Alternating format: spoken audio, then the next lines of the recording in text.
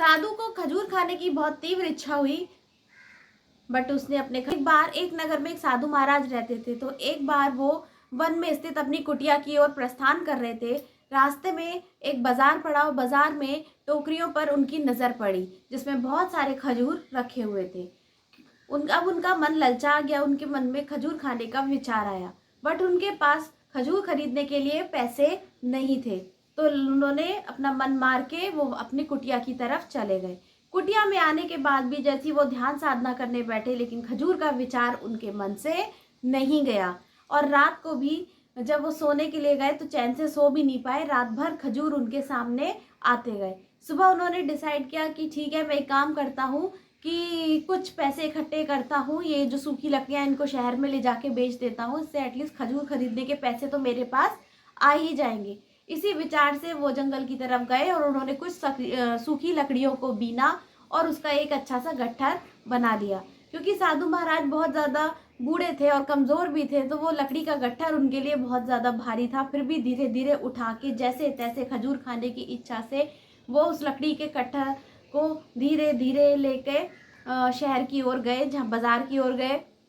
और उन्होंने सोचा कि आज मैं इसको बेच के इतने पैसे तो कमा ही लूँगा कि खजूर खा सकूँ। तो उन्होंने सारी लकड़ियाँ बेच दी और बेच के उनके पास अब इतने पैसे आ गए थे कि वो आराम से खजूर को खरीद सकते थे। वो सीधा खजूर वाले की दुकान पर गए और उन्होंने सारे खजूर उस पैसे से खरीद लिए।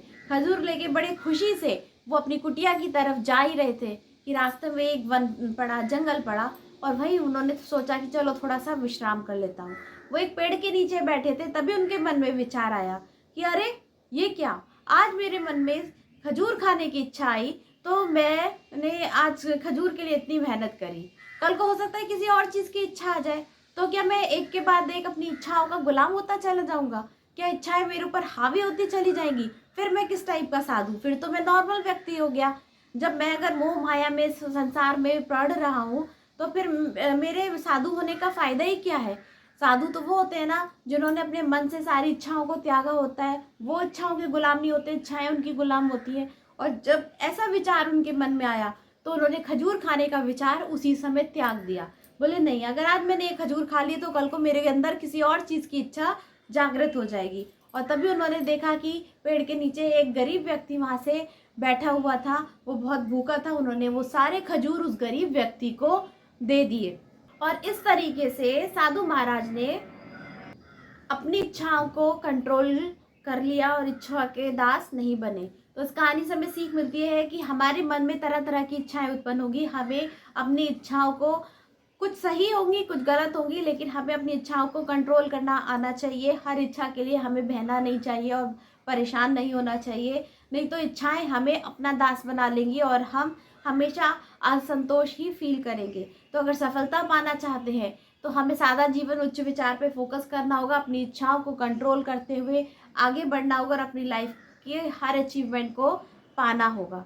तो आई होप आपको ये स्टोरी अच्छी लगी होगी। इसका नाम था साधु और खजूर, और मेरा नाम है शिप्रा भटनागर और आप सभी का मेरे चैनल पे बहुत बहुत स्वागत है। अगर आपको मेरा वीडियो अच्छा लगे तो प्लीज़ इसको लाइक कीजिए, अपने दोस्तों के साथ शेयर कीजिए, नहीं तो चैनल को सब्सक्राइब कीजिए। तब तक मिलते हैं हम अपने नेक्स्ट वीडियो में। Good bye.